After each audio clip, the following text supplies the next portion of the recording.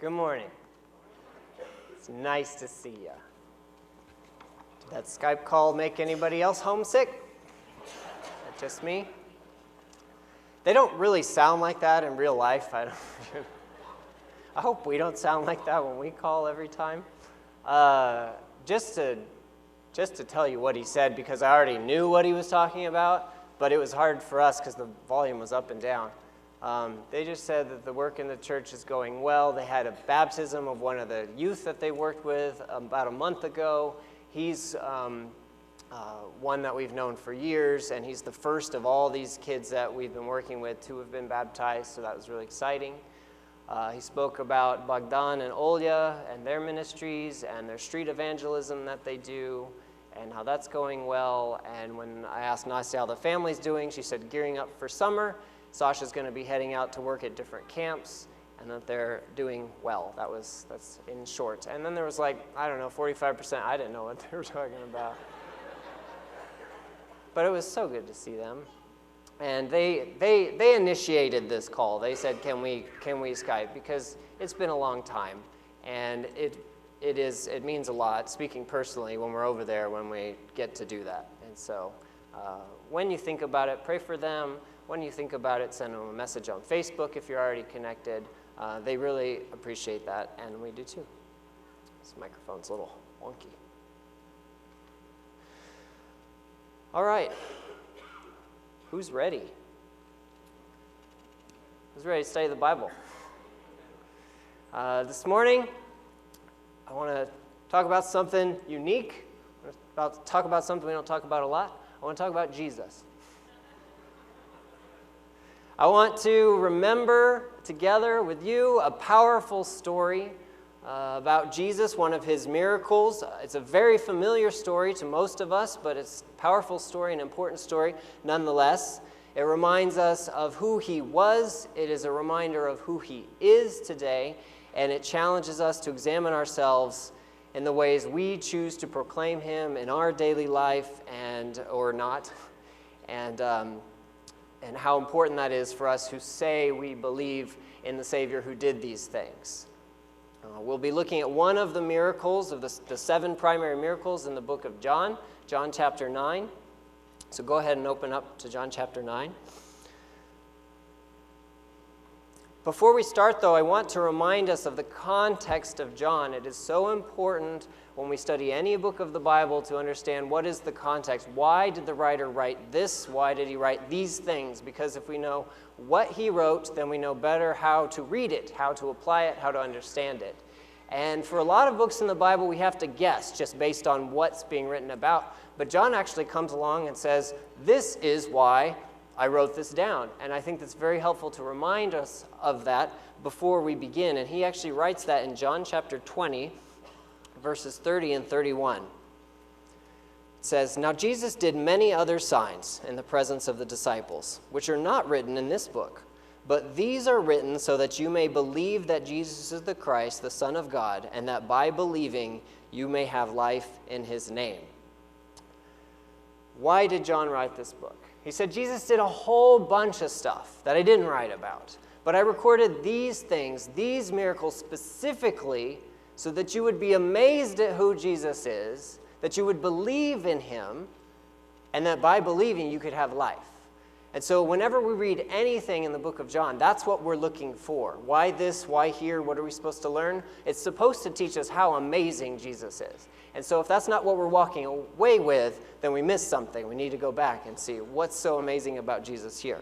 So that's the context of what we're looking at. But we're going to read the story of Jesus healing the blind man. So let's, if you haven't already opened, we're looking at John chapter 9, starting in verse 1. Let's read through verse 5 together. As he passed by, he saw a man blind from birth, and his disciples asked him, "Rabbi, who sinned, this man or his parents, that he was born blind?" Jesus answered, "It was not that this man sinned or his parents, but that the works of God might be displayed in him. We must work the works of him who sent me while it is day. Night is coming when no one can work. As long as I am in the world, I am the light of the world." Okay, so they're walking together. They pass by a blind man. And as we all do when we pass by poor people on the street, we discuss them and don't go to help them. So now there's going to be a theological discussion on why that blind man is blind. And so they ask Jesus, who sinned? Because obviously when bad things happen to people, it's because someone sinned. In this case, was it his parents or was it him, some sort of original sin problem that he came out a sinful person and so God punished him with blindness? This was a really common belief at the time, that God is punishing you physically for something. And we don't really think about our trials maybe with the same context of punishment, but we do the exact same thing today whenever we ask why. Why God? Why did God allow this? What happened? And we do kind of project on people. It must be because. And so though it sounds kind of harsh, whose fault is it, his mom's or his, that he was born blind? We do the same thing in different ways today when we ask, why God did you allow this to happen? And then when we start answering that question for ourselves. So what's Jesus' answer? In short, his answer is, this happened, this was allowed to happen so that God could work in his life. The point here is not that God made this man be born blind necessarily. It's that God can use this situation for his good. And this is an important aside for us, I think, when we're attempted to establish blame for someone's terrible life situation. For example, the homeless or the addicted or just any issue where it's not our issue, and so we want to say, this is why that happened. And right off the bat, Jesus makes it clear that bad circumstances are not always a sign of a sinful life.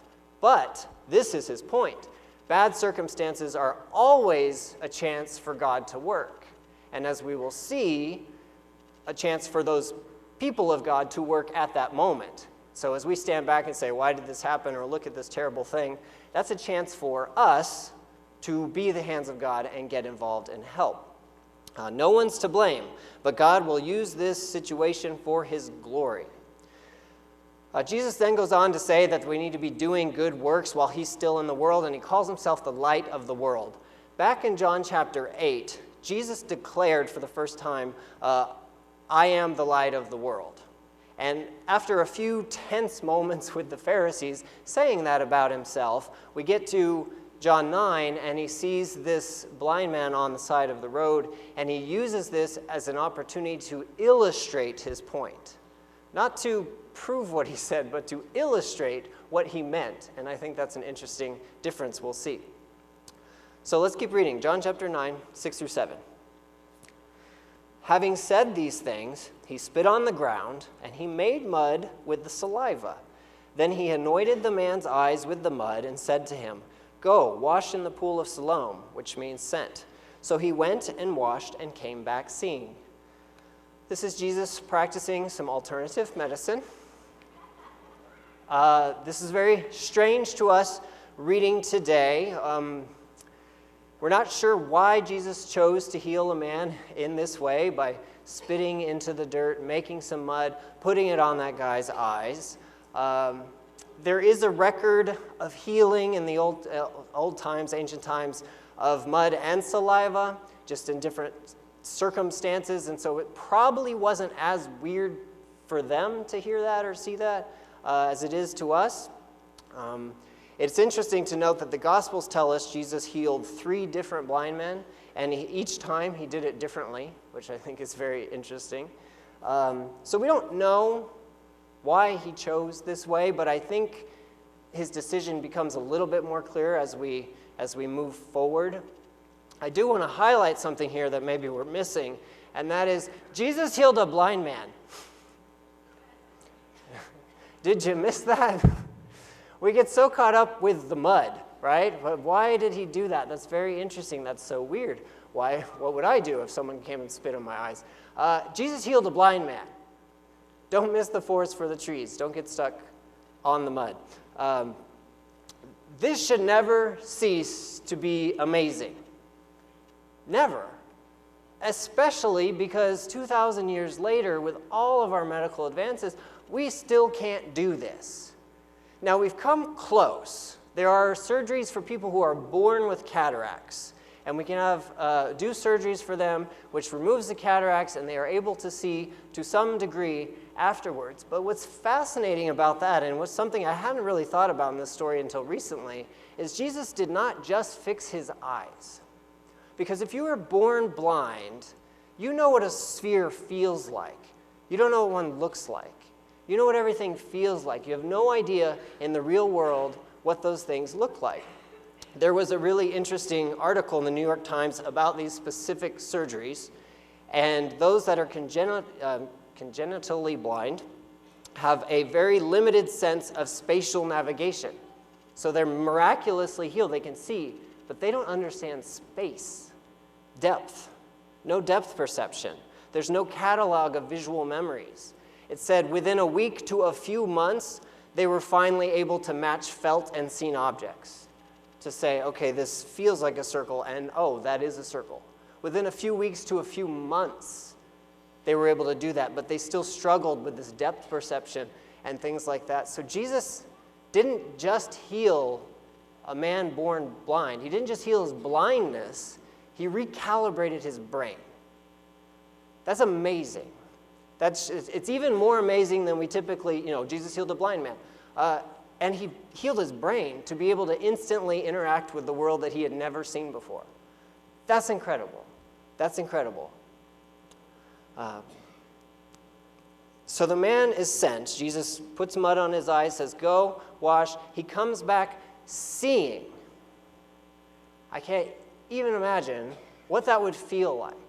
How would he feel? Joyful, obviously, probably overly emotional.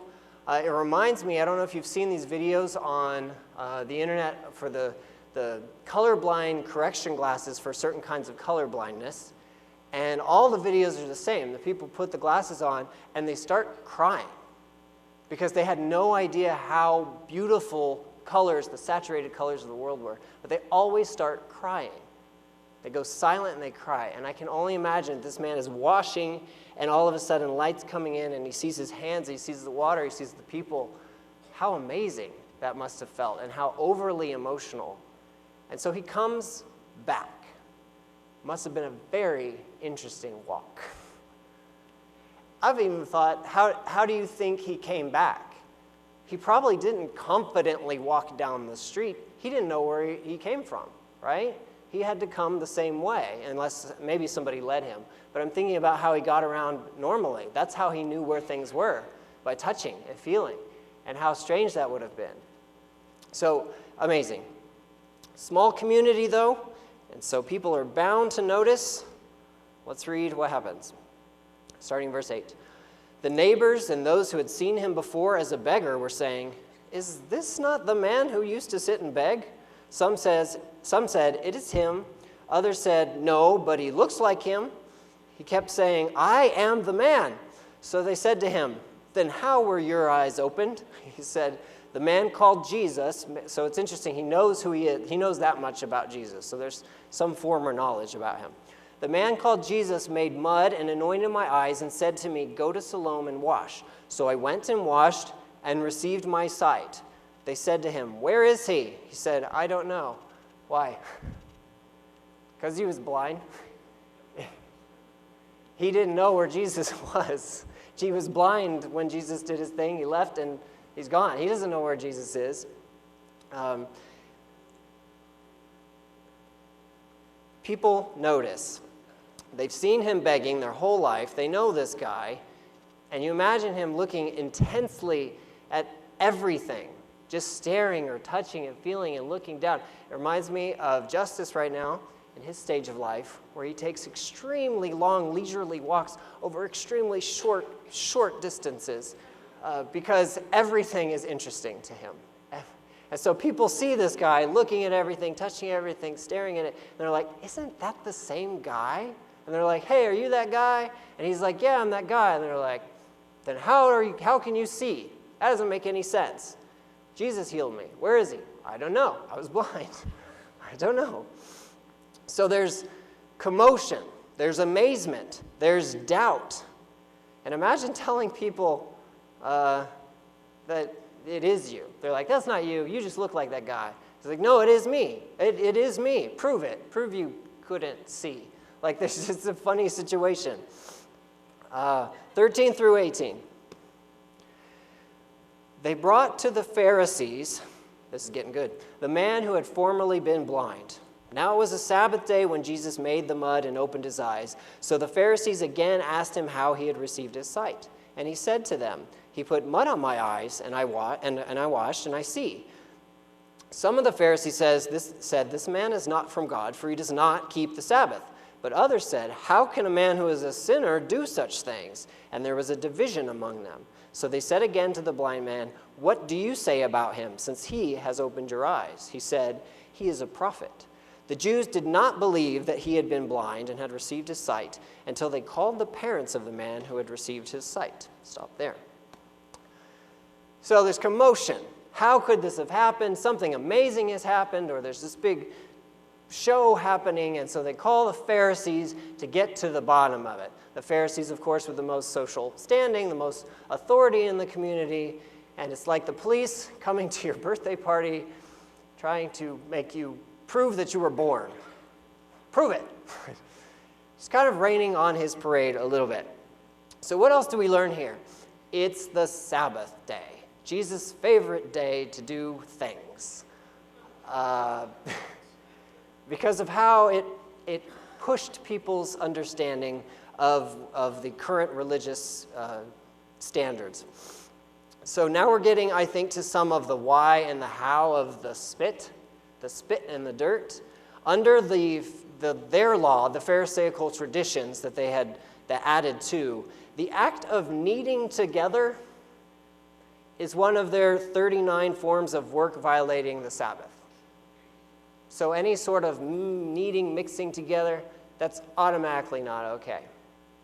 Also, we read according to the Mishnah, anointing with special substances, unique substances, was forbidden because it constituted healing, which was also not allowed on the Sabbath unless a life was in immediate danger. So why the spit, why the dirt? I think because it was the Sabbath. Because Jesus knew this is working, and this is healing, and that's the lesson that we needed to learn. Remember, this miracle is not about the miracle. It's an illustration of a deeper point, a greater point. And so Jesus seems to be setting all this up exactly how he knew it was going to go or needed to go. So it seems that the Pharisees also were distracted by the mud and didn't see or realize this is an amazing thing that's happened. I don't want to overstate that, though, because it says there was disagreement among them. Some of them said something amazing has to have happened. This man has to be it has to be someone special. And there was disagreement. We always kind of throw the Pharisees all under the same bus. But a lot of them, they believed in Jesus. So all he can say is, I was blind, I can see. That's it. Simple, powerful truth. Then the arguing starts. And they ask him, who do you think he is? And he says, a prophet. I mean, in short, his answer is somebody different, somebody special, somebody connected to God, like the prophets. It's getting nowhere, so they insist on talking to his parents. Why do they want to talk to his parents? They want to hear his parents say, no, this isn't our son. It's weird how much he looks like him, but no, he has a mole here, whatever. So then, okay, not the same story. Or they want to hear them say, yes, he is our son, but he actually wasn't born blind. It's just a thing he does. We don't understand it. But they need one of those two answers to say, okay, a miracle did not happen here. Before we keep reading, I want to stop and ask the important question, why this matters. Why do they care so much? Who cares? He's blind, he sees, whatever. Because if Jesus is who he says he is, it means we have to listen to him. We need to adjust our paradigm of what it is we thought God wanted. It's why the disciples were scared when Jesus calmed the storm. Who is this that he can even do that? If somebody can do that, we have to listen to him, or we have to make a decision. It's not about the miracle here. It's about the ramifications of the miracle. It's about what the miracle means if it actually happened. If a man says he's God and he healed and on the Sabbath, something's going on here. Maybe I'm mistaken. And that's not what they want to get to. And we can't miss that because it's the same for us. If we believe this actually happened, that this guy 2,000 years ago did this, then we have a responsibility to react to that as well, to make a decision. And it's a pretty big decision. It should seem like a pretty big decision. I think two of the most important questions, maybe the two most important questions in a human being's life is there a God? And if yes, what does he want? I can't think of anything else that tops that. Because if there is, and I care about, what happens to me, I want to care about what this God has to say. But if there's not, well, then there's my answer. Then I can do whatever I want to do. And so that's the question we're led with here. Is there a God? And if so, what does he want? And at this point, for them, this isn't the God they thought there was, and this isn't what they thought he wanted. So they send the man out. They bring his parents in. Verse 19, they ask them, "Is this your son who you say was born blind? How then does he now see?" His parents answered, "We know that this is our son and that he was born blind. But how he now sees we do not know, nor do we know who opened his eyes. Ask him, he is of age, he will speak for himself." Interesting reaction here. They bring his parents in. They ask him, "Is this your son?" They say, "Yes." His parents, who would have been heartbroken to learn their newborn son was blind, who would have asked countless times if it was their fault, if they sinned, and that's why God made it happen. They've finally gotten an answer to a prayer they've probably prayed their whole lives, or at least for a big portion of their lives. And yet, they stay quiet here, quieter than you would expect. The Pharisees want proof, and the parents say, "Yes, he's our son," but they don't want to say how it happened. We don't know. Ask him. He's of age. Why do they just kind of throw him out there like that? What happens? Well, it says what happens. Verse 22 and 23. His parents said these things because they feared the Jews, for the Jews had already agreed that if anyone should confess Jesus to be the Christ, he was to be put out of the synagogue. Therefore, his parents said, "He is of age, ask him." What are they afraid of? Getting thrown out of the synagogue. It's an extremely serious penalty in that very seriously religious culture. It was kind of the center of town, the center of life. It meant far-reaching reduction of social and religious, position. And benefits they would forfeit would include caring for the poor. And since they have a son who is begging on the streets, they're probably not a well-off family as it is. And so all of this is costing them a lot and maybe much more. And so they said, this is his thing. He's over 18. He's out of the house. I don't know. Deal with him. They don't want to pay that price. Even though it's obvious that Jesus did something amazing, as they look at their son, and their son looks back at them for the first time in his life, they cannot get the courage to say, this man is probably somebody special, because they're afraid of what that will cost them.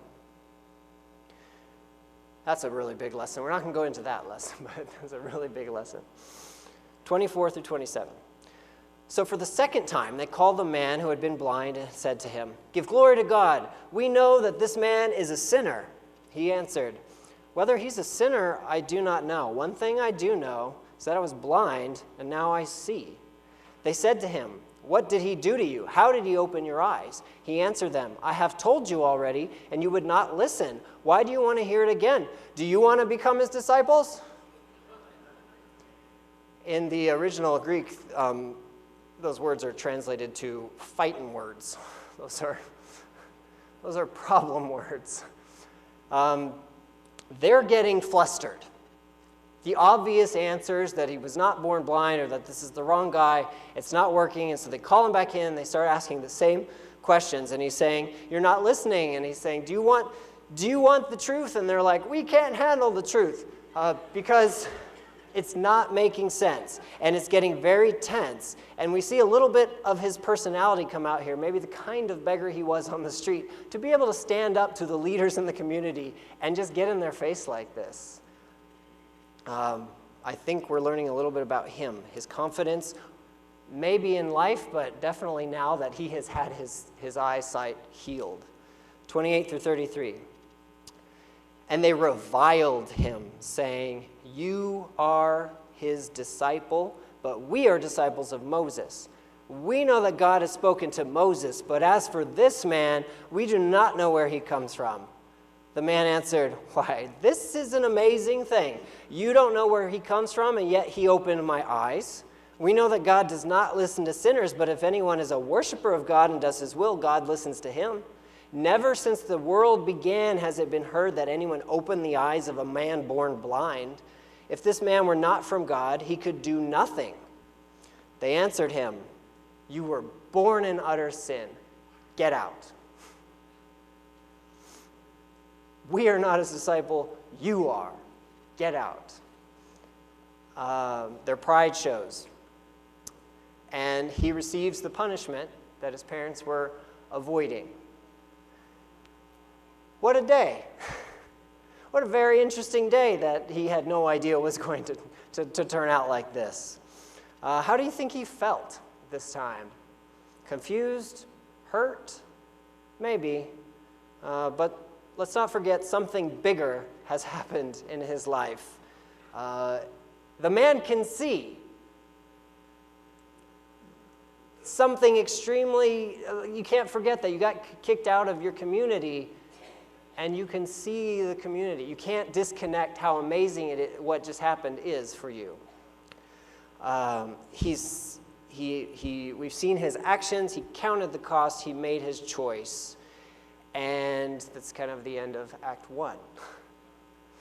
So then, 35, starting at 35 through 38, Jesus heard that they had cast him out, and having found him, he said, do you believe in the Son of Man? He answered, and who is he, sir, that I may believe in him? Second time he's met him, first time he could see him. Jesus said to him, you have seen him, and it is he who is speaking to you. He said, Lord, I believe, and he worshiped him. Jesus hears the news about what's going on, read it in the paper, goes to him, finds him, I imagine, just looking around the town, just taking it all in. And he says, do you believe in the Son of God? He says, I want to. Tell me who he is, and I'm going to do it. And he says, I am. And what does he do? He worships him. Finally, this is the correct response to what has happened. This is what Jesus deserves. This is what should be natural when someone has the power over nature to do something like this. This is the reaction. You are someone amazing. Thank you. I'm worshiping you. This man, out of everybody else, is the only one that got, this is what's supposed to happen. So there's a new follower of Jesus, but now we return to that whole concept, light of the world. Read verse 39. Jesus said, for judgment I came into this world, that those who do not see may see, and those who see may become blind. This is how it works, he says. Those who are blind, physically yes, but mostly we're talking spiritually here, will see. But those who can see will be blind, spiritually. Jesus is saying, or what we're learning here, is this whole miracle is an illustration of what he said very at the beginning and then back in John 8, that he is the light of the world. Let me show you what that looks like. See how we had this man who couldn't see? He's like you. And these people who could see, they're like you. This whole thing was an illustration for this greater point. So he's being followed by the Pharisee, like KGB team in verse 40. Some of the Pharisees near him, I just thought it's funny because they're obviously following him around, seeing what's going on. The Pharisees near him heard these things and said to him, "Wait a second, are we also blind?" Jesus said to them, "If you were blind, you would have no guilt. But now that you say, 'We see,' your guilt remains." Jesus says, if you were blind, then I could heal you. But you're sure you're not, and so I can't do anything. They looked like they had it all together, but they never had dealt with the darkness in themselves. They proudly declared to the world, we can see it all. And Jesus says, then I can't heal your blindness. I can't do it. And that's it. That's the end of the story. What a story. What do we learn from the story? Did John accomplish his goal? Did we learn that Jesus is amazing? I hope so.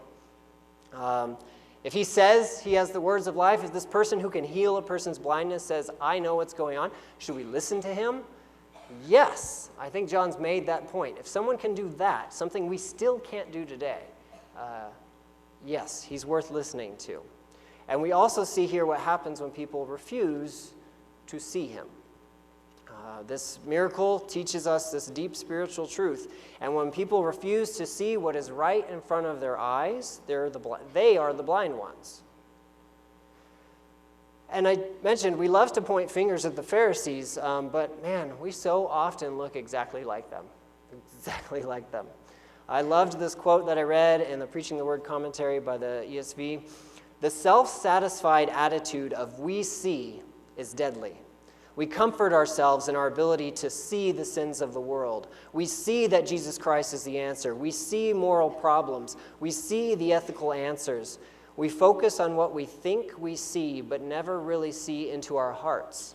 It is so easy to focus on our piety or the changes in our habits and speech, but while we congratulate ourselves, we allow evil to spread unrestricted in our souls. We can be so far-sighted, right? We can see what's going on there, but we can't see up close, and so all this just looks fuzzy, and you fuzz a bunch of stuff together, you can't see all the spots. We look clean. Are you aware of any blind spots in your spiritual life? Is anybody else aware of any blind spots in your spiritual life? Are you a blind man walking around thinking you're not blind? Have you acknowledged that blindness to Jesus? Have you allowed him to heal you of that darkness? In this story, Jesus and John, writing about it, switch things up on us. Who was really the blind man? The Pharisees, the family. In your story, who's really the blind man? Is it everybody else? Or is it maybe is it you? There's this great quote by Helen Keller about her teacher, Anne Sullivan, when she came into her life. Gradually, I got used to the silence and darkness that surrounded me and forgot that it had ever been different until she came, my teacher who set my spirit free. Isn't that just a beautiful way to describe what Jesus should be for us? That this would be our description when we came to know Jesus. We got used to this silence. We thought that was all, the silence and darkness, that was all that was there. But then my teacher came and he showed me the light. Let's challenge ourselves. Let's look at our own blindness. Where are we blind? Where do we need to make sure to dial down our own confidence? It's good to be confident, but there's areas we need to dial it down. Think about your blindness. In your story, who's the blind man? If you want to talk about that, if you need prayers for that right now we're going to stand and sing together. You can come up, share that with the elders. I hope you've been blessed by this story. I hope it has made you fall in love with Jesus even more. Thank you. Let's stand and sing.